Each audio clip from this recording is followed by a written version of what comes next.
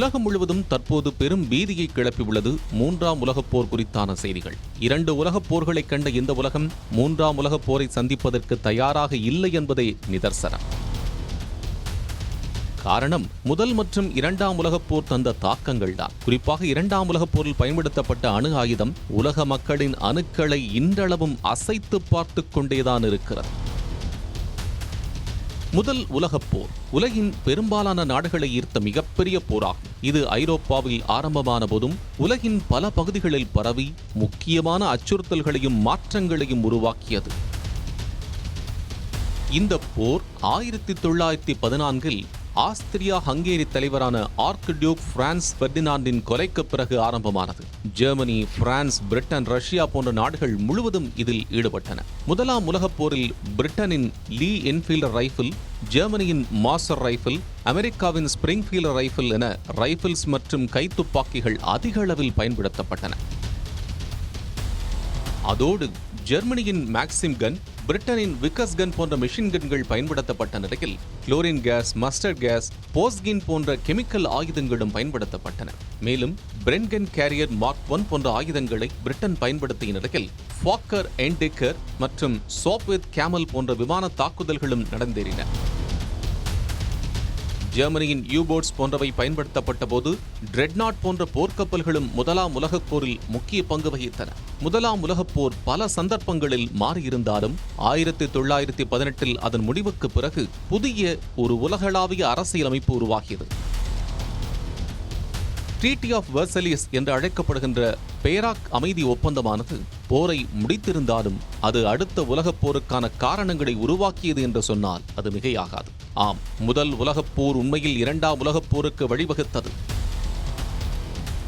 இந்த முதல் உலகப் போரை முடிவுக்கு கொண்டு வரப்பட்ட பேராக் அமைதி ஒப்பந்தமானது ஐரோப்பாவில் பெரும்பாலும் பொருளாதார நெருக்கடிகள் உருவாக காரணியாக இருந்ததோடு ஜெர்மனியின் நாஜிக்கள் ஆட்சிக்கும் வித்திட்டது. முதலாம் உலகப் போருக்கு பின்னர் ஜெர்மனி தங்கள் இழப்புகளை திரும்பப் பெறுவதற்கும் சமுதாயத்தின் நிலையை மேம்படுத்துவதற்குமான முயற்சிகளில் இறங்கியது. இது ஹிட்லரின் நாசிச கொள்கைகள் மற்றும் நவீன இராணுவ உருவாக்கத்தை தூண்டியது. இது 2ஆம் உலகப் போரின் முக்கியமான காரணமாக பிற்காலத்தில் அமைந்தது. இந்த போரில் முதல் உலகப் போரில் பயன்படுத்தப்பட்ட ஆயுதங்களின் அட்வான்ஸ் டெக்னாலஜிகள் உபயோகிக்கப்பட்டிருந்தாலும் வரலாற்றில் ஆறாத வடுவை ஏற்படுத்தின இந்த போரில் பயன்படுத்தப்பட்ட அணு ஆயுதங்கள். அணு ஆயுதம் பற்றிய ஆராய்ச்சியையும் அதன் உருவாக்கத்தையும் மன்ஹாட்டன் ப்ராஜெக்ட் என்ற பெயரில் அமெரிக்கா 1942 முதல் 1945 வரையிலான காலகட்டத்தில் ஆரம்பித்தது. இந்த திட்டம் பிரபல அறிவியலாளர்களான ராபர்ட் ஆஃப் என்ரிகு, ஜூலியஸ் ராபர்ட் ஓப்பன்ஹைமர் மற்றும் பலரின் தலைமையில் அணு பொருளை பிரித்தல் செய்வதற்கான திறனை அமெரிக்கா கண்டுபிடித்தது. அமெரிக்கா கண்டுபிடித்த இந்த அணு ஆயுதத்தால் எவ்வளவு பெரிய தாக்கம் ஏற்படும் என்பதை 1945 ஆகஸ்ட் 6 மற்றும் ஆகஸ்ட் 9 அன்று இவ்வுலகம் உணர்ந்தது. போர்க்களத்தில் முதன்முறையாக அணுகுண்டு பயன்படுத்தப்பட்டது அப்போதுதான். அந்த சமயம் ஜெர்மனி ஐரோப்பியாவிடம் சரணடைந்திருந்தது.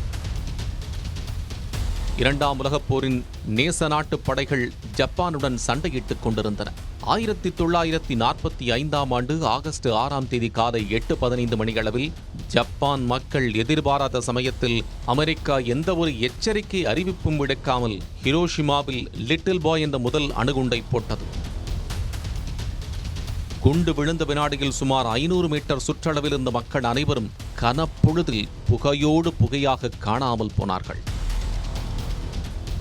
சுமார் 15,000 டன் ட்ரைனைட்ரோட்ரோலினுக்கு சமமான ஆற்றல் வெளியான இந்த பேரழிவு தாக்குதலில் 70,000 முதல் 80,000 பேர் நொடிப்பொழுதில் கொல்லப்பட்டனர்.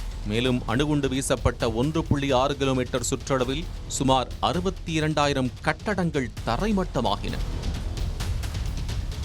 உலகுக்கே இது பெரிய அதிர்ச்சியை ஏற்படுத்திய நிலையில் அடுத்து 3வது நாளே, அதாவது 1945 ஆகஸ்ட் 9ஆம் தேதி இன்னொரு அதிர்ச்சியை தரும் வகையில் நாகசாகியில் ஃபேட்மன் என்ற பெயரில் 2வது அணுகுண்டை வீசியது அமெரிக்கா.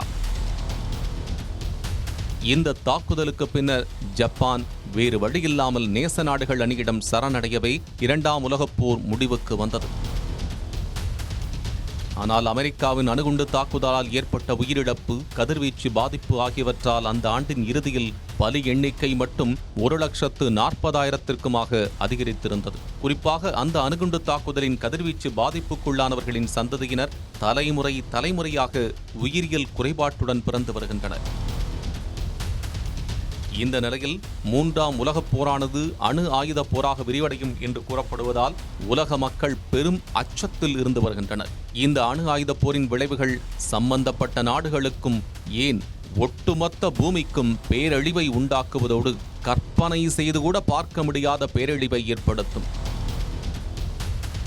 உடனடி உயிரிழப்பு மட்டுமல்ல, நீண்டகால சுற்றுச்சூழல் பருவநிலை மாற்றம், பொருளாதாரம் மற்றும் சமூக பாதிப்புகளிலும் கூட இந்த பேரழிவு ஏற்படும். அணு ஆயுத போர் என்பது உலகின் அனைத்து பகுதிகளுக்கும் பேரழிவை உண்டாக்கும் என்றாலும் சில நாடுகள் அதன் நேரடி தாக்கத்திலிருந்து தப்பிக்க வாய்ப்பு இருக்கிறது. நியூசிலாந்து, ஆஸ்திரேலியா, ஐஸ்லாந்து, சுவிட்சர்லாந்து போன்ற நாடுகளில் அணு ஆயுத போரின் தாக்கம் குறைவாகவே இருக்கும் என்று கூறப்படுகிறது. அதே சமயம் அமெரிக்கா, ரஷ்யா, சீனா போன்ற அணு ஆயுத போரை நடத்துவதற்கான வாய்ப்புள்ள நாடுகளில் மிகப்பெரிய தாக்கம் ஏற்படுவதற்கான அதிக வாய்ப்புகளும் உள்ளது. வலுவான கூட்டணிகளை கொண்ட நடுநிலை நாடுகள் அல்லது மோதல் பகுதிகளிலிருந்து விலகியிருக்கும் நாடுகள் ஓரளவு பாதுகாப்பை கொண்டிருக்கலாம். நேரடி அணு ஆயுத தாக்குதல்களை தவிர்க்கும் நாடுகள் கூட மறைமுக விளைவுகளை சந்திக்க நேரிடும் என்று கூறப்படுகிறது. இத்தகைய சூழலில்தான் அணு ஒப்பந்தங்கள் மற்றும் சர்வதேச அமைப்புகள் உலகில் அணு ஆயுதங்களை கட்டுப்படுத்த மற்றும் பரவலுக்கு தடுப்பு ஏற்படுத்த உதவுகின்றன. 3ஆம் உலகப் போரின் அணு ஆயுத போராக உருவெடுப்பது உலகத்திற்கு மிகப்பெரிய அபாயமாக இருக்கின்றது. எனவே அதனை தவிர்ப்பதற்கான சர்வதேச முயற்சிகள் தொடர்ந்து நடைபெற்றுக் கொண்டே இருக்கின்றன. மற்றும் தமிழ்நாடு மின்சார வாரியம் இணைந்து வழங்கும் சிக்கனமும் பாதுகாப்பும் யூஸ்ஃபுல் டிப்ஸ். மின் நுகர்வோர் சேவை மையம். மின் கட்டணம் தொடர்பான சந்தேகங்கள், இலவச மின் இணைப்பு குறித்த தகவல்கள், பழுதடைந்த மின் கம்பங்கள் அல்லது பில்லர் பாக்ஸ் குறித்த தகவல் தர, மின் இணைப்பு பெயர் மாற்றம் குறித்த சந்தேகம், இவை அனைத்திற்கும் 9498794987 என்ற எண்ணை தொடர்பு கொள்ளவும்.